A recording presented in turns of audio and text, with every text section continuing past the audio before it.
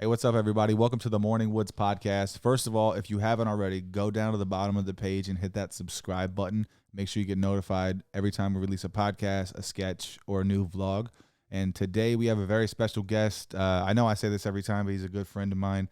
His name is Mr. Bubby Galloway. I wish I would have. I feel like I could have gave you a better introduction, but well, you're a good friend of mine too, Johnny.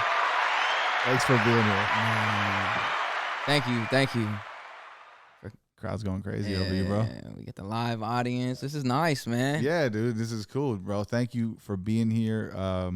100%. I know. I just want to kick this thing off by just talking about you coming down from the ceremony of the bench they put up in honor of you in your old neighborhood. This is something that doesn't happen to a lot of people, not only from around here, but just in general in the hip hop game. It's an anomaly in a lot of ways, right? And I'm sure you feel that way too. It's like a special thing for this to happen to you. So, I mean, how do you feel just coming down from like having that support? And let's also shout out Frank, obviously, for the big I give job him that his he did. flowers more than I do myself. I think it's more of an accomplishment on his end than it is on my end, you know? Sure, but don't you think that your accolades and like your drive and you being someone from the same neighborhood who's doing something with his life has something to do with the inspiration that he had to do that? Yeah. Yeah, I obviously did something to touch. You're like, I don't know. Yeah. So I'll give myself credit. Yeah, I obviously inspired him, you know, in a certain way enough to him wanting to, you know, drive through the neighborhood, figure out where I lived, where all the locations I shot my music videos, and you know, he had the idea to put me on a street sign. The city was like, who is this Bubby guy? He ain't done enough around here to get a street sign. You know, not a street sign, but a street named after him. He wanted to renamed over Bubby Galloway Avenue or something like that. I preferred Bubby Galloway Way. It was kind of cool. Bubby Galloway Way. But yeah, the city denied that, and they gave him a second option, which was the park bench, and executed it. Yeah, dude. Wonderfully. And like I was telling you too, bro, like those weather resistant benches like that, those things will outlive concrete. Like those things will outlive metal. Like, you know, even after like earth deteriorates and stuff, plastic never goes away. Like those metals don't ever degrade. I actually know a little bit of insight. There forever, right? I know. I got a little insight on that bench. So my mom and his grandma kind of helped him through this whole process, picking it out. So yeah, the bench should stay there as long until the end of time. As long as the community allows it to stay there. You're a part of history, man. Like, okay, so this is the thing. Like, Dayton has always had a great music scene from the beginning, even before our era and before the era before. It's just there's been good music here, blues and funk for a long time. So first of all, it's cool to be a part of it, but like not everybody survives the era, and not everybody's content survives. So I feel like, you know, you just one of those people who were blessed, where people just like took to you and you just happened to stay around, and it worked out, bro. And I think it's a beautiful moment for you. I love it, man. Like that's just I wanted to touch on it and just open with the fact that I think you definitely nobody deserves it more than you, and you've been doing it, and you survived through all the pain and the hardship, bro. And you get to talk about it, and a lot of people are still going through it. So it's nice to have an outlet, and you know you're probably that outlet for a lot of people, man. Yeah, bro. We know that you are. We see the numbers. Well, you know, you mentioned we're good friends, so you was with me yesterday when we visited over there, and the other artist, AR Stab, you know, he sees that and he's inspired by that. You know, he mentioned like this is crazy. Like I told him he's next up. I guess that's what I'm trying to say. Like the bench, forget whose name's on it. Just know that like your hard work that's what it is to me. Your hard work can be recognized. It's a symbol, yeah. Yeah, it's just like I appreciate it because I really was Frank Bain Jr.'s age when I wanted to make music. And it took a long time for these type of things to pay off. Yeah. And you know, it's the marathon, man. Just running the marathon instead of the sprint. 100%, bro. I was talking like the same subject with Max Streets on the last episode that I did, and he was talking about how, you know, when his grandma passed, it really put a fire under him. And I recently lost my cousin like 6 months ago, and like, you know, I know you've lost people that were really close to you. A lot of people, we all have, but like those moments, like when we're faced with death and it's around you, and it's like someone that you care about is gone so fast, it just reminds you that your mortality is a thing, and like you have to really come to grips with like the fact that this is temporary. Yeah. And like, what am I gonna do? Am I gonna be like a tidal wave or a teardrop? Like, what kind of wave do you want to make while you're here? And especially if you're somebody who has like, you're a light bearer and you got like this gift. It's like, it's almost, you're obligated to kind of tell your story and tell other people's story too through your music. Yeah, I'm cool with being a teardrop. I don't have to make a tidal wave in my lifetime, but I do have a gift, and I know that like people need an artist like me that's gonna, like, how long is a record now? 2 minutes, For 3 2.5, minutes. 3 You know what I'm minutes, saying? yeah. Like, for that amount of time, somebody can literally just shut the world out and listen to something and be like, you know what, I feel this same way. It's cool to know that you're not alone, with the way you feel. Yeah. So that's all I want my music to do. It just needs to be there for the people that need it. You know what I'm saying? Well, the people are showing up. I mean, right? They're obviously, they're coming out because they're feeling what you're saying, man. They're feeling your movement and your journey. And then also, like I was just mentioning earlier, that longevity means something to the fans too, because then they got something to believe in that's consistent, right? Like they can always go back to you. And like, if music is a way that people like get over sadness and stuff in their life, or just the soundtrack to your life to get you through the day, sometimes it's like you want to have somebody that you can go back to all the time, and it gives you that same feeling every time, no matter what. So the consistency being there, and yeah, man, I don't know, I just see the growth, and I'm a fan too. Like I'm your friend, obviously, but I do listen to your records, bro, and they're getting better. So it only makes sense that you're growing as an artist, and other people in the industry are starting to recognize, just like the fans have. So yeah, it's hard to wrap my head around that part. I don't know who's really recognizing it, but somebody's recognizing it. yeah, dude, somebody is. Something's there's stuff happening beyond us, right? Like you can see the pieces moving. Man, you can, and it's like, I don't know, bro. Somebody was telling me the other day, it's like, I think it might have been Cap. Like, you might not see someone for 6 months and be like, damn, you put on a lot of weight. Yeah. Right? You know, so I'm with myself every day. I know the process, the recording a record, putting it out, shooting a video, blah, blah, blah. It's just incredible to see the like subscribers go up, the analytics. We live in such a analytic driven world now. So I've been playing in that a little bit, which I never really cared for too much, because like, I just said this on another show I was on. We went from the CD world to the digital world. In the CD world, you sold a CD. That was it. That was where the analytics stopped. Yeah. I had 500 CDs. I now have 50 left. We just sold 450 CDs. That's where it stopped. Now it's like we get to see how many times they played that song, this song, how many times they purchased it on iTunes. It's just a different world. It's funner. But I don't know, man. I try not to get tied up in it too much, because I don't want to have no expectation.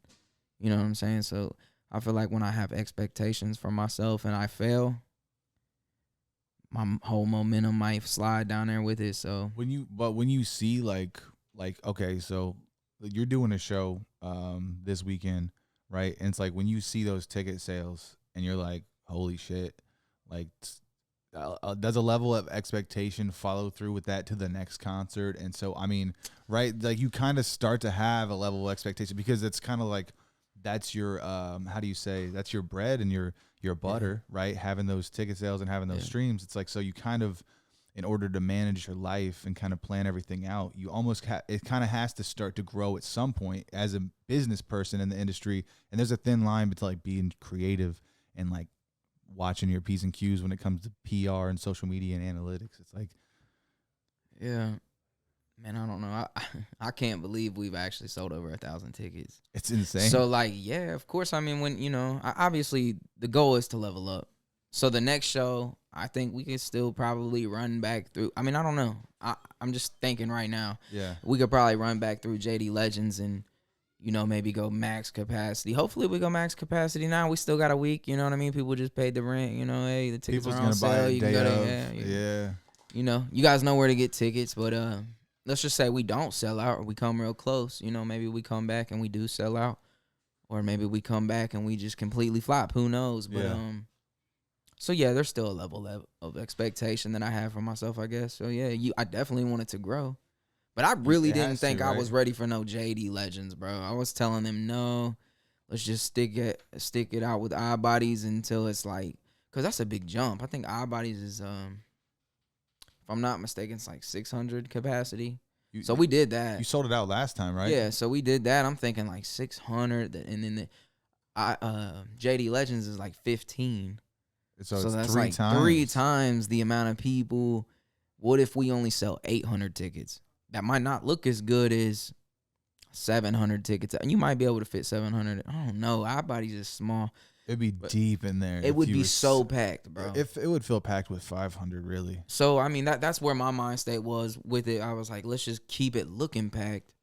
They're like, nah, bro, you're bigger than that. Like, you're ready for JD Legends. And not only that, like, JD Legends ain't going to let nobody come in there. That's just nobody. Right. You know what I'm saying? You can't just go and say, hey, I got X amount of dollars. Can I rent your venue like a lot of these clubs will do? That's not JD Legends. That's a real concert venue, a real entertainment venue, you know? Yeah, So they book through agencies. yeah, so Yeah. for them to, be willing to accept me, I obviously have friends that know the owner and things like that, and they've been pulling for me for years, and they're finally like, all right, yeah, Bubby's ready for this. Let's bring him on. Sounded like I got quiet for a minute. Maybe I missed the mic. Nah. Are we good? Okay. Are we good? Yeah. But yeah, I can't wait, man. It's gonna be huge, bro. And like I said this to you last time we talked. We did another show that didn't come out, but we touched on this, and it's like it's huge for you, but like your friends who you've invited and given this huge opportunity to be like, you've given me this opportunity to do stand up. J. Wright, it's like Jade Mead and I forget Josh and Mike. Yeah, Mike, right? Jordan Angle. Jordan, yeah. and it's like you guys you grew up with those guys. You and I known each other for like almost 15, almost 20 years. It's like for you to be able to be at your level and then be like, hey guys, we got 1,000 people that are gonna come watch me, but I want to bring the people who have been here the entire time and not the best acts in the city who are gonna sell more tickets. You're like, I'm gonna bring my homies. I just want to say, I don't want to give it salute to the best, you for the like best acts in the city, because giving us I don't really know all the best acts in the city. Not everybody really wants it. But what I want to give it to the guys that was literally sitting right next to me. And not only that, like, it's not about how big it's gotten for me. It's like, all right, if I say, hey, Johnny, come tell some jokes at my show, or J. come and open, be the, supporting act. It's like, I don't want y'all to give up, because if you give up, then it slowly kind of makes me want to give up in a way. Like, it's fun to have people who are just as dedicated, and we started out all just as dedicated. Yeah. And I can't explain it, and it sounds selfish, and I really hate that, because I'm not arrogant. I never rub this in anybody's face. Like, I don't know why people gravitate towards my music. I have an idea, but I don't know why it was, I've elevated to where I'm at. But my whole goal with, the people that I put in front of me is, you guys was already there anyway. Keep pushing, bro. I just hope that whatever opportunity I have, if I can give it to you guys, just give it all you got. So when you go up there, that's what I want you to do, Johnny. Just go up there and give it all you got, bro. It's the biggest crowd I've ever performed in front of, for musically or comedy or anything, for all of us, dude. So thank you for letting me be a part of that with you, and that's on your another special thing. night. Because and that's another thing. I also know that you guys would appreciate it, Yeah, dude, I want to see you win, bro. So like, and I want to see you win. So that's why. Yeah, being there together, it just makes sense. Like, yeah. I couldn't be more happy with the lineup that I have. I can't wait for you to play with the live band. I saw you guys do practice, and I was like, this is wild. But like, when you're on that stage, You've seen us, and the smoke is going off, and the shit, and like the lights, it's gonna be wild, dude. It's going to be a concert. It's going to be a real live show. Mm-hmm. It's one thing to have a DJ spin your music, and that's all I've ever known up to this point. I've still never done a live band, but it's gonna be amazing for me. I just hope that the fans, I hope it just translates, in their eyes, that they feel the same way that we do when we practice. What I was gonna say is, you came to one of them early practices when we were still trying to figure out all the chords to the music. We got it down now, bro. Yeah. Like, we really got it down now. I mean, you've really been doing it too. Like, I mean, we've been talking pretty consistently recently, and I feel like every single time I hit you, like, what are you doing? You're like, I'm at band practice. Yeah. I'm going to sing with the. I'm like, okay, like what the Yeah. can't stop it, right? And if you got that grind and you're You like, know. I want to do the best absolute performance. It's like people are coming for me. I'm gonna give it my fucking all. I'm gonna go every night and I'm gonna practice. Like, bro, it's just that drive is respectable, and that's the reason you put on a good show when you do. You know. So like I know when you get on stage, it's almost like, I mean, I guess I'll speak for myself. I ain't gonna speak for you, but on this, but I'm sure it's probably similar. When you get up there, it's like you zone out and then it's over. Oh yeah, 100%. You know, so black out every single time. I know, like, it doesn't matter. I'm gonna be up there for an hour. My set is an hour long. I'm gonna get up there. I'm gonna walk out there. It's gonna feel amazing, and then I'm gonna walk off, and it's gonna feel like it happened so fast. And I just want to be over prepared because I want this moment to be something that I can look back on. This is big for me, bro. It's huge, bro. Like, this is real big for me, bro. And I'm taking it serious. I've never prepared for a show. I've never prepared for a show. Oh my god! The most preparation. And you're doing this much work. Yeah, I've never ever rehearsed for a concert, for a show, ever, never. I listen to my music. I listen. I'm not gonna lie. I'm a fan of my music. Yeah. I listen to my music in the car a lot. You memorize it. I memorize it, but do I memorize? Oh, I'm running out of breath here. Yeah, it's you a know what I mean? Game. I maybe need to change the live cadence a little bit less melodic in this section of the song to be able to breathe over here. And should we change? Should we add drum fills and like make it feel like a live show? I've never done it, bro. Never done it, so I'm taking this so serious. Like, how does it feel? Do you feel like you're like getting it really quick as a conductor? Because you kind of are the conductor as the lead of the band. I'm not the conductor. Who's Mike. writing the music? So basically, like, you guys are all playing, then Mike's like, "Oh, I see a problem. So we need to." Here's the thing: my sister films weddings. Now I did that for several years as like a side gig. So every now and then I still go out and help her. She ain't got no assistants. She helps me with everything. I go help her with things. And I seen Mike. He was a DJ at this wedding.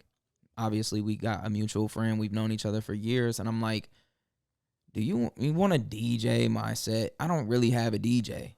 You know? I'm like, do you want to DJ? And he's like, no, not really, but I can play piano. He's like, but I can play the keyboard really well. I'm like, well, I've known you for years, and I've never heard you say that. I knew you could play guitar, but I already got a guitarist and a drummer. I didn't know if I really trusted his ability on the keys, but now when we've been practicing at his crib, so when we was over there and he's just going through each song, figuring out the scale to every song. Dude, he's orchestrated this whole entire set. Oh wow. Almost by himself. So Mike is like a producer, basically, in a weird way, Yeah. like for the he music. definitely produced. Yeah, I guess you could look at it like that. Produced the live portion. Absolutely. That's all beautiful, Mike. bro. All Mike. All I have to do is sing the words. He's telling, the guitarist, like, this is the chord for this song, and and it's all translated. Like, we've really 3 days a week, 2 or 3 days a week for 2 months now. And we're doubling down. We're doing 4 days a week now. In your mind, what do you think the fans are going to see you as an artist differently in the ones who have seen you before just with a DJ playing the instrumental and you're singing over it? Do you think they're going to look at you differently as an artist? And like, how do you feel? Do you feel like a rapper going out like No, I don't feel like a rapper. That's what I mean. Like, this is a different approach. I'm not a rapper, bro. I'm not a rapper. You are either. I'm not a rapper. I don't know what the genre is called, but I'm not a rapper, bro. I was gonna say, I think if you posted your stuff as like a pop, or if you posted it somewhere else, it may make more sense and translate. I don't know what it is. I'm not. I mean, I guess you gotta consider it hip hop because you don't just the elements of music. I'm using 808s and the certain snares and. Dude, have you heard a lot of the country records right now though? Like, yeah, you ain't lying. I mean, dude, there's really no line. They're trying to put me in that box because the label. I'm not country rap. I'm not country rap, and I'm not rap. I don't think you're either. All right. But I think that some of the hooks, I've heard some of your unreleased stuff. So yeah. Some of you guys haven't heard it, but I've heard some of his unreleased stuff, and then even your last album, "Love Me at My Lowest." I mean, there's so many melodies on there where you're catching these guitar riffs and you're catching these keys and you're just like singing it feels like a Southern, I don't know that. It's bro, almost, everybody bro. tells me, like, I've been people think I have this country act like this. I'm like, bro, I've never really been to the South ever. In Ohio, it's like a mix though. Yeah, so I guess I have somewhat of A little bit of an Ohio. Is that what you think? I think so. A little Okay. bit. It's also. I'm not mad at that. I love. Yeah. I mean, A lot of people from the east side talk yeah. like that though. Yeah. You know what I mean? They're like kind of in between country and kind of in between hood. Yeah. That's how I feel too. Midwest is like a melting I ain't mad pot. at that. I ain't mad at that. I just wouldn't classify myself as country rap or rap at all. Yeah. I love rap. I don't dislike country rap. I like all music. I just don't. I wouldn't consider mine either one of those. You're like Prince, bro. He's just an artist. Dude, I don't listen to a lot of music, bro. I never really have. Since I started like really taking my music serious, I obsess over creating it. You don't It's sound hard like for a me to lot of listen to people either in the industry, which makes sense because you don't listen to other stuff.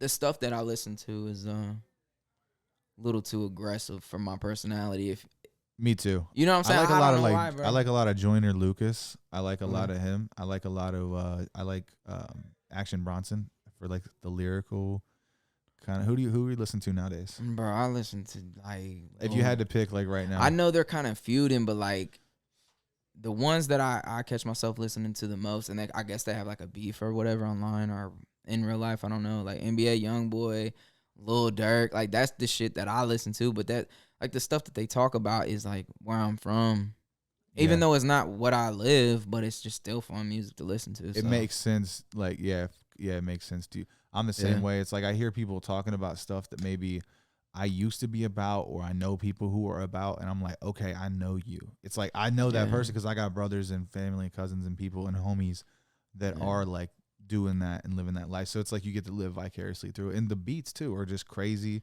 And it's like when you just works so fast too, and it's just like I don't know, bro. I really grew up listening to like a lot of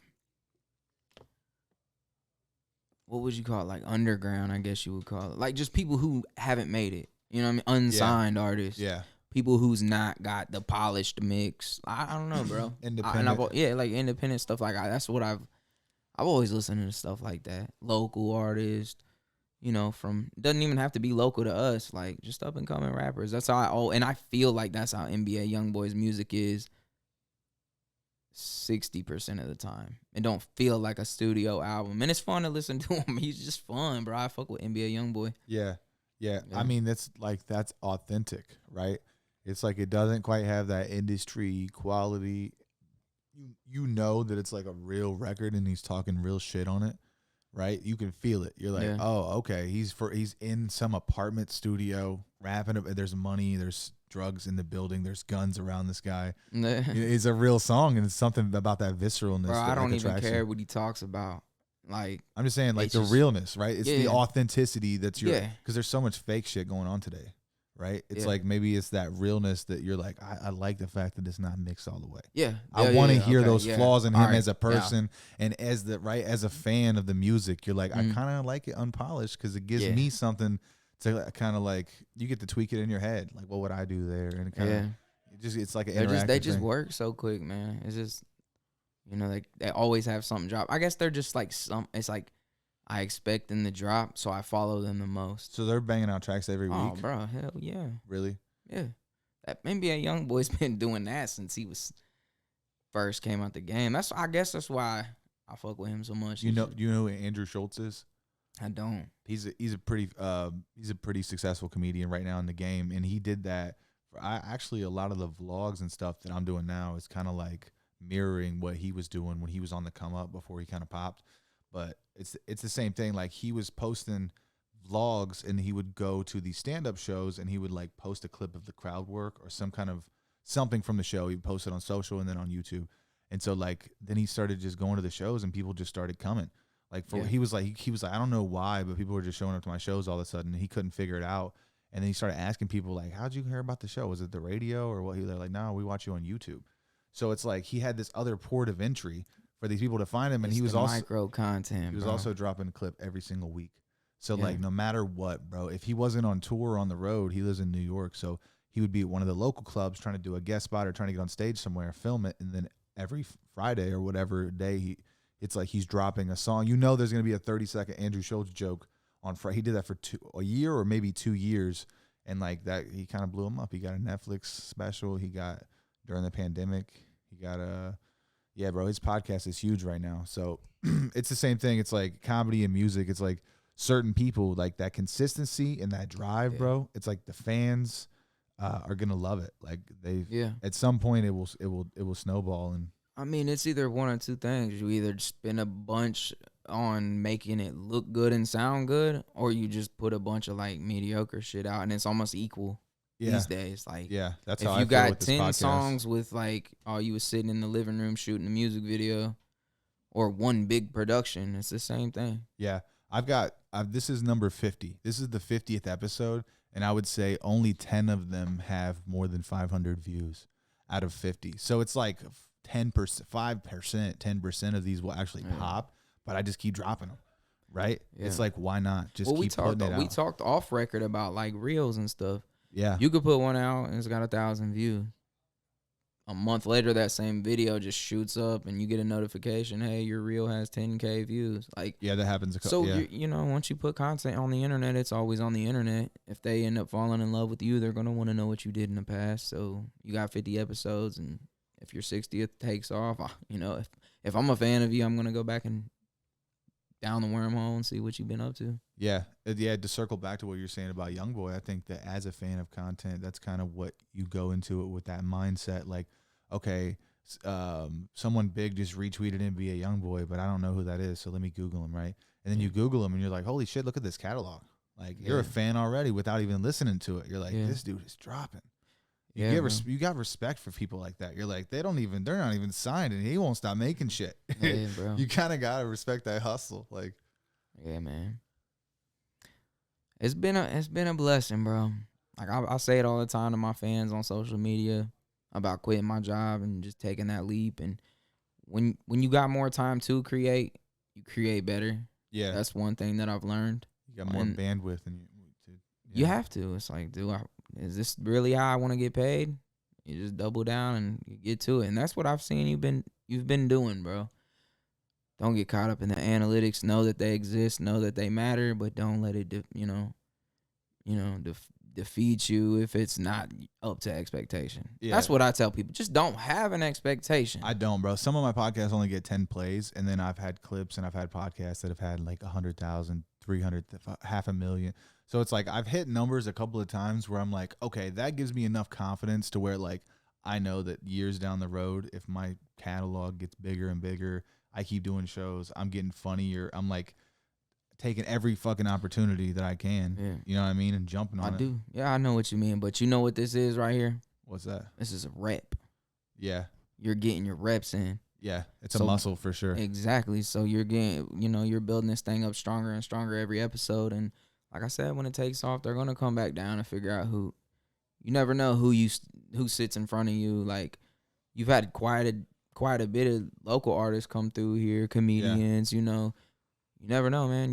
You take off, someone comes back and discovers one of these other podcasts that you've done. You never know who's gonna blow up behind you or with you. So that's true too. I love what you're doing, bro. I'm a fan of it. Like I say, I would love to be able to do the same model that you're doing with me and Josh and the band. It's like I want to be able to do that for my other comedian friends too, right? It's like if I pop or if I get to the point where I'm producing my own films or I own my own company or whatever, like I'm going to be doing that eventually, right?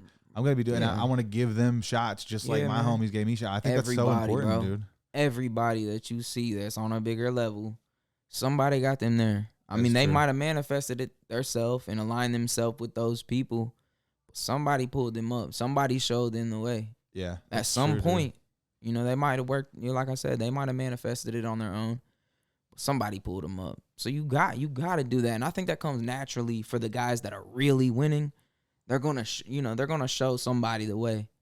Because, dude, there's just so much we all can eat, bro. There's just so much to feast on out here. Like, a lot of meat on the bone, right? Nobody has to be intimidated by other talent.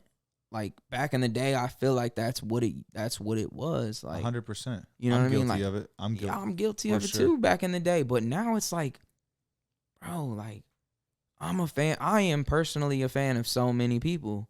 Yeah. Why can't other people be a fan? Why in the world would I hate or try to block someone else's blessing Or you know what I mean? If I had the opportunity to bless you, why wouldn't I? Tell me this, because for Mhm. me, I feel this way when I see somebody else that I know or that's in the same business as me or whatever, or that's working hard, get big opportunities and have good things happen to them. For some reason, that feels good to me, and I don't know why, but it makes me like not only work harder, but it makes me better and more creative when I see my friends and other people around me getting opportunities. Does that translate? Like when you see other people, like I think the thing with Jelly Roll, it's Yeah. like you saw him like, and he's just a person who never stopped doing it, and he was at like this huge level now. Yeah. It's like, Bro, you got to give that man his flowers and call it what it is, bro. He is the epitome of I've never stopped. yeah, dude. Yeah. That He's should a be enough hustler, bro. inspiration. You should be able to look at Jelly and be inspired by just that. Yeah, dude. Fuck hitting play on any of his music. Like, That's what I'm saying. Going back and Yeah. hanging out with him and working with him, dude. Like some of Yeah. that energy left with you. You took some of Yeah. that light and like I can see it in you. Yeah, You changed, bro, bro. and I mean, like, and not in a that's- bad way. Does that make sense though? Like since you got signed and you quit your job, it's like Yeah. you changed, but not in a bad way. Like in a really I'm doing what I positive love. way. I'm doing what I love. Yeah. It's literally that simple, bro. I'm happier. Yeah, you just steered I'm the not boat clocking in. I'm not coming home exhausted. You fucking changed lanes all of a sudden, bro, and did your own thing. And Do what you love, man. Don't be afraid. You know, it's scary not knowing if you're gonna have the money for the rent. I know, bro. Yeah, But do you want to? You want to die with a $600 paycheck? you I gotta take a don't. leap, though. You gotta take a leap, man. It's not even about the money. It's literally just about how it makes you feel, bro. Making music makes me feel good. Standing in front of people and knowing that they're enjoying the music I'm playing for them makes me feel good. Last night was just so much fun. Yeah, it was. And they had nothing to do with me. It was just You know cool what to I'm be saying? there. It was just so much fun, bro. And Yeah. if I can do that for the rest of my life, it's not about the money. I mean, I want the bills to stay paid, lights to stay on, but Yeah, I just love it. You know? yeah. I think that's what happens for the good ones, man. You know, after a while, you know, it just works out, bro. Not for everybody. We know that sometimes it doesn't, but just keep believing, bro. Because like I tell people this all the time, you can still fail at your regular job. Like I can like crash into something in my work vehicle and break my leg and never have a job again and maybe be messed up and be on a disability, right? Yeah. It's like no matter what, like you can fail. So why not do it doing what Bro, you my love? last job was the longest like duration of time that I've worked one job, right? And I learned so much because I climbed the ladder so far, like, you know what I mean? Like I wasn't even a supervisor, but I worked my way up so close to that I understood what I learned about a regular job is you are so replaceable. Easily, bro. They don't give a damn about you. Like And you have no control over it. At Yeah. least here, like, you know, with what me and you are trying to do, we have control of it. yeah. As long as we're paying attention to, you know, analytics, a little, you know, pay attention to it a little bit. But Try to what are we at? 45? 35. Okay. we do have control of it, man. Like, you gotta stay consistent, gotta stay working. If you wanna, you know, bullshit and kick it with the homies, you know, then it's gonna slow down and die down for you. Yeah, dude. I'm not saying don't do that. Kick it with the homies. You gotta get inspiration somewhere. But You do. you know, like, we are in control. We control our own destiny in this industry we're chasing. In this life. In general. 9 to 5, you are so replaceable. Just know that. It doesn't matter how long. I've seen people work a decade at a job and get booted up out of there. Yeah, for one mistake. Yep. Yeah. Chase your dream, man. You only live once. 100% quitting my job tomorrow. Yeah, man. Like I expect to call you I was and literally- know that you're in here working. I was literally thinking that earlier, bro, because I had a really bad migraine, and I was like, I can't keep burning the candle on both ends. Bro, I cried when I quit my job, bro. I know, bro. That's what I'm I'm saying. talking like real life, midlife crisis, like, My life is, and it wasn't I feel even it's like falling it apart was right it now. was like a slightly a fear thing. It Yeah. was slightly like a guilt thing. Like, I feel like, you know, this job really supports my family, but you know, I knew that I was ready for this, and that's where a lot of the tears came from. Like, I knew I was ready for it. All this that's happening right now, I can't really, like I keep saying, I cannot wrap my head around selling 1,000 tickets or hitting number 3 on iTunes or even just already being done with a second album. You know, it's crazy, but I was ready for it. and I knew I was ready for it. Yeah. And in God or whatever you believe in, I believe in God. God is presenting it to me. It's like the opportunity is finally meeting all that preparation. Exactly. That's exactly what it is. Yeah. It takes a long, long time. So, like, I think also earlier in my career as an entertainer, like as a musician, like a rapper back then, like I always thought like, oh, if you get a hit record, that must be it. That's it. Even people who had hit records, like that's still not it. Like you got to do it over and over and over a million times. You got to be crazy, because that's like the definition of crazy is to doing the same thing and then you expect something different to happen. And eventually it will, right? If you believe in it enough. But I think I'm crazy too, bro. I'm crazy just like you, and like maybe in a good way though, because it seems to be beneficial. Honestly, crazy is good, man. It seems to be. It's weird, bro, because like this is like picking me up more than anything. Like it seems like I'm getting more opportunities, like with stand up and like with the podcasting, more than I ever have in my life, and things are really going well. But like everything surrounding this is falling apart. Like, it's crazy, bro. Like my old life is like crumbling under me, but this new thing is presenting itself in like a beautiful way. But I'm scared to embrace it. Like I don't know why I'm holding on to hey, on record or off record, friend to friend, just trust the process, bro. Like trust the process, bro. We're not living again, Johnny. You know what I mean? Just it might be crumbling for now, but dude, it's gonna come back. It's gonna be all right. It's like I have a good network, bro. I have stuff booked. I have a lot of stuff, and it feels good, man. I know it's gonna keep happening because I have so much stuff I have to turn down because I don't have time. Yeah. So it's like like you said, if I had that bandwidth to focus on the art and the content all day, I know the money would come. It really presented itself to me last year. So December 31st. My buddy Travis told me that he gets paid from Facebook Reels, and he sent me a screenshot of a check for like $7,000 from his Facebook, and I was like, that's crazy, boy. Yeah. So he was like, yeah, this is what you do. You figure out blah blah blah. You put a video out, it gets a certain amount of views within 24 hours, and then they'll send you an invite. So they were like pushing this out right during like COVID, right? Everything was shut down. So I applied for it. I got in early, and they started paying me like right away. So I was posting like hundreds of videos, and I was consistent, bro. I was posting every kind of content, and I really shouldn't have been. And I didn't know that you need different pages for different stuff and find your niche. And I wasn't equipped to kind of deal with what I was doing, right? And this was almost a year ago now, but I was making money in some areas. So then I was trying to lean into those, whether it was reaction videos or repurposing the podcast. And so like I was kind of starting to figure it out and like make a little bit of money, and then as it started to go better for me, and then more people were like trying to book me because the numbers were going up on social, like I went back to work, and then boom, I'm busy. 6-7 months later, I'm like fucking got barely anything to show for it. And then I mean I'm getting booked again now, and things are starting to happen, but it's like it just takes away so much of my freedom, bro, and my time. And I'm building up a company for somebody else that I don't even own. I don't own it. Well, it's not mine. You know, I say this all the time about how I quit my job. But don't quit. You'll know when it's time. You know what I'm saying? You'll know when it's time. Like you'll know. I feel it in my gut though. It's coming. I know. Whether I work until the end of this season. Well, they lay me off, bro, at the end of the year every year. So for 2 months, they don't give a shit what I do. Right? They can care less, but they want you to come back. Last year, I'm not going to like talk shit about like my managers or my bosses or nothing, because it's standard to do this. And they do take care of me, and like I love those guys. But like last year, they kind of put me in a position where it was like, okay, we're not going to give you an offer pretty much until next year. You sit on unemployment for a couple months, and then we'll give you an offer, which they really didn't even give me a raise or anything because of the way what happened to the economy. Yeah. So I kind of had to come back into it with nothing, but without knowing what was going to happen. And then I had to just like go off the hope and the strength that I'm going to get a raise next year, so I don't apply at these other companies because you're asking me not to.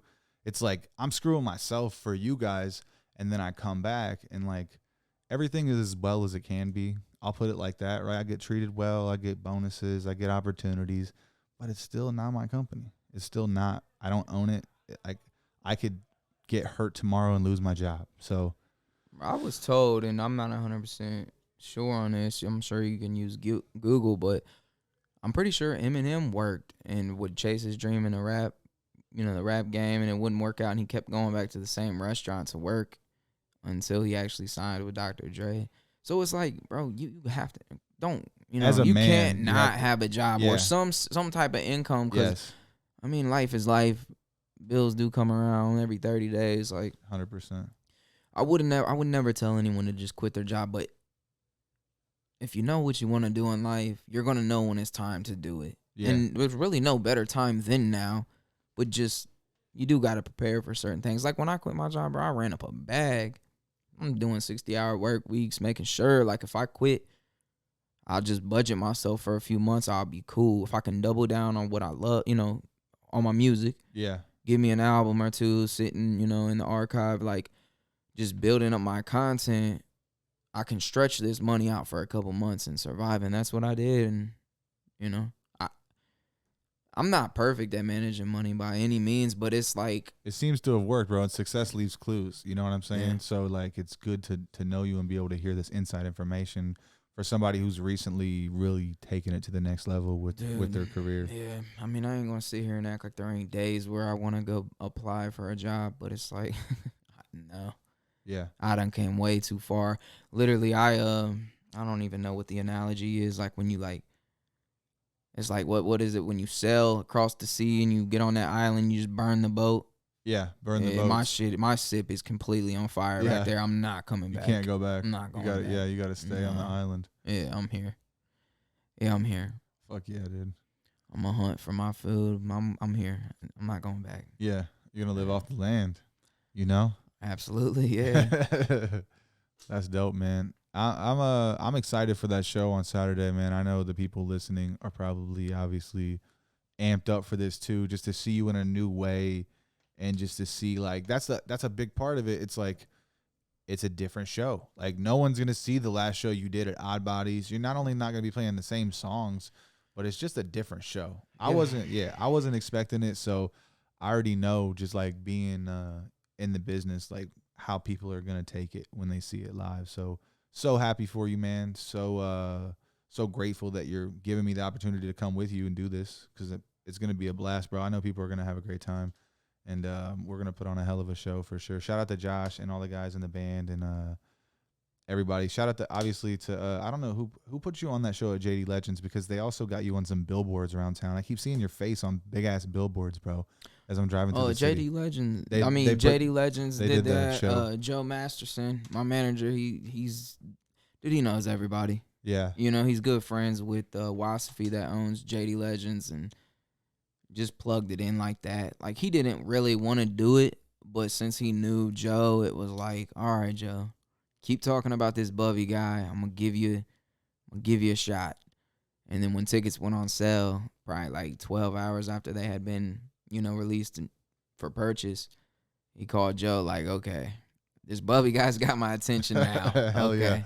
Yeah. That's good for the venue, because then they know that they can book you again. Yeah. Right? It gives you another opportunity to come back to the city and, I hope so. and show out like that. And can you can't say who else is going to be there, can we? We can't say. No, just come to the show. You'll see who's there. It's going to be crazy. There's going to be so many it's so many talented people at the show, and it's a show for all ages. So you guys can bring your grandma, bring your kids. Yeah, I actually had somebody ask if they could bring their 3 and listen, they said I'm going to bring my 3-year-old. Does he have to have a ticket? I'm like, yeah, right? Damn, do I charge the 3-year-old, or does he even need to come? I mean, I guess it's going to be friendly. I mean, I wouldn't bring my 3-year-old, but I'm not shaming you for wanting to bring your 3-year-old. I don't think he would be in danger. I don't think that anyone would be in danger either. That's like the farthest thing. But it will be packed, and it is a bar setting. It will be loud, and there's gonna be a lot of people. It'll be long. It'll be a long time. Don't put your kids on your shoulders and let them crowd surf. You know what I mean? Like there's a line you don't want to cross. Dude, I went to this Bubby Galloway concert. This little 3-year-old baby was crowd surfing. Like, yeah, you're gonna make a name for yourself. Yeah, you're gonna make the paper. Fucking 3-year-old crowd surfs at Bubby Galloway concert. Like man. Oh man, that's awesome. Bro. I mean, if the 3-year-old's there, I hope he never forgets it. Yeah, he probably won't, bro. I was thinking that last night, which it's gonna be a different kind of show. and not to put a negative light on hip hop or anything, but like there were like kids like at the show last night, and like a lot of the stuff that hip hop artists do is like they smoke and drink and stuff and like kind of rap on stage, and I'm like, I don't know if that's the best message to be sending out to kids, like smoking weed on stage. Dude, I've been around a lot of rock stars in the past year. And they do that stuff too. They do that shit too, bro. They just, they sing about it different. It's just, yeah, it is what it is, huh? Dude, you've lived I'm life. too sensitive sometimes. Well, you're a parent now, so yeah, you that's think true. like that. I think like in a filtered way. Yeah. You're right. It is being a parent. I didn't recognize it. But you was that, shit. I don't want my kids seeing this show. You know what I mean? But I know what you're saying. Yeah. Yeah, I'm glad my kids wasn't there last night. But yeah, because it was a turned up show. Yeah, I mean, that's how rap shows get. I know that I got a lot of young fans, so like, and I don't feel like my music's vulgar by any means. I think it's definitely a kid friendly show. There's gonna be some cussing. Yeah. So it's like parental advisory sticker on my my flyers, but that's obvious. That's gonna, you know what I mean? Like when you have hip hop shows, like you're gonna have a couple of.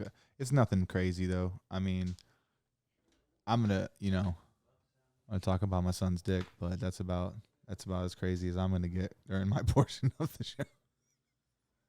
You had people's attention with that one last night. I was like, wait a minute.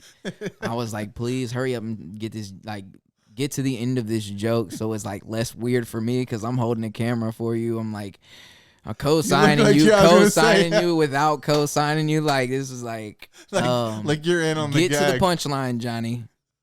Get to the punchline, please. You can't just leave it at that. That's the fun part about comedy is like leaving people in those situations where they have to. People get uncomfortable for you. It's like, I know how it ends. You give us, it was like secondhand embarrassment in a way. I'm like, dude, like, hurry up and tie this off because you got their attention, but they're a little bit creeped out, dude. Like, get to the bottom of this. I'm glad that you were like not quite on board because that's the whole point. Yeah. Nah, you ended it good. It was funny, man. And then you came back to it. You did a great job, bro. Thank you, did dude. A really good job. That was the first time you seen me do comedy. I've sent you a couple videos probably, but that's the first time you actually. Yeah, I've seen videos and stuff. It's different when you see it in person and like actually. Yeah. I'm gonna make sure I somehow see when you open up. Someone's gonna put a phone on you. I want to see it, bro. I don't want anybody to post it. That's the thing. It's like with comedy, like I'm working up to do a special, kind of like, how you would do with an album. But with my special, I've spent the last like almost 4 or 5 years. We're going to wrap up soon. I hear you. I'm paying him per hour. It's malfunctioning. But it's like, so it took me a long time, but I think now that I'm a better writer and I'm in tune, and I'm like also just doing it more and being on stage and just being around other successful people obviously gives you more drive. Right. So I feel like I can burn this 20 minutes, 25 minutes that I have, put a YouTube special out, right? Just put that out there as a standalone content for when people say, oh, you're a stand-up, but I can't look anything up online. It's like this podcast doesn't really translate to jokes every time. Right. It's not consistently because it's not written. So it's like I have to do that and then burn all that material and never do it again like an album, right? Right. But I think I could write another 20 minutes in a year or maybe 2 versus 5 now that I've been doing it and I have a little more poise about myself when it comes to the structure of the jokes and looking at things differently. So, but yeah, that's why it's like Rob Johnson, which is a big fan of yours and of mine, has been a huge supporter of us in the beginning. He took a video of me at the show last night and then posted it, and I said, hey man, will you please take that down, because I just don't want someone to see that joke, because I honestly, you don't know this, but some of those jokes I fumbled. I didn't quite tell them.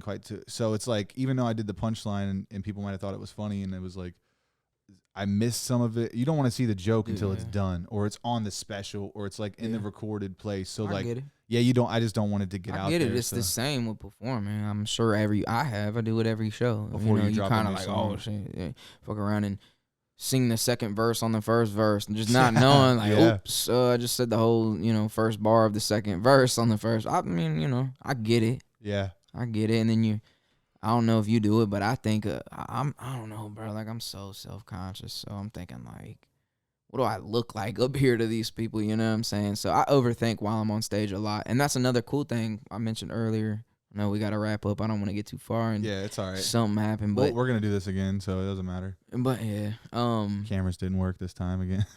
No, yeah, like, you know, I don't even remember what I was saying, but because I'm scared that we're gonna have to redo this again. No, we're not redoing this Okay. one. No, but we will. You will come back, or we'll figure this out. Come back. We have plenty of stuff to talk about. Can we talk about how we did this whole podcast for an hour and didn't record it? Yeah, at band practice, I came and hang out with you guys at Mike's house, and we did a whole entire podcast.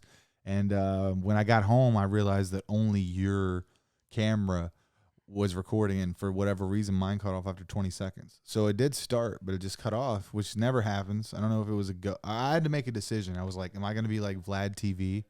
And I just have the artist and then I put it out because I need the content, or am I going to be patient? Nah, bro, we got to do it the right way. And I'm actually glad it worked out. I get to come here. It's the first time I've done this, man. This is cooler for me than being in my living room or traveling to your place. Yeah. But I don't mind like coming or doing something, especially if it's behind the scenes or in a green room.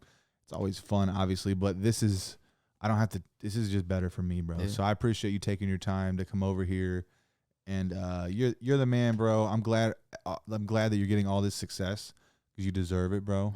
And as your friend and as like, you know, a fan of your music, I could see that, you know, you're a humble person. So maybe you don't see it how everybody else does, but bro, you're definitely leveling up, man, and like you're doing big things. So just keep going, bro. There's no. Yeah. Like, you know, you're inspiring a lot of people. So the ship is burnt. It's in flames back. You see it? It's in flames back there. I'm not ever going back. I'm blessed to be your friend, bro. I feel inspired by you, and I'm glad to, you know, be part of your journey and be able to interview you and talk about all these things with you. So thank you for being here. Obviously, yes, people know where to find you. It's Bubby Galloway. I don't think you have to shout. I think most of the people that are that are your fans are going to be finding out who I am on this versus the other way around. A lot of times it's the other way around, so you don't have to shout out your stuff. But either way you want to look at it, I'm sure somebody follows you that's going to, you know, catch an interest in me. Maybe they'll either way, it's the reps, bro. We're getting reps. This is good. We're new to this, even though we've been doing this forever. Yeah, exactly. Yeah, we're new. Definitely just sitting down and doing the interview thing. So yeah, I appreciate you, Zach. I appreciate you for being here. If you guys don't already, thank you, Zach. Subscribe to this channel, follow this Spotify or this iTunes account wherever you're listening, and shout out to Citywide for having us. Appreciate you guys. Peace out.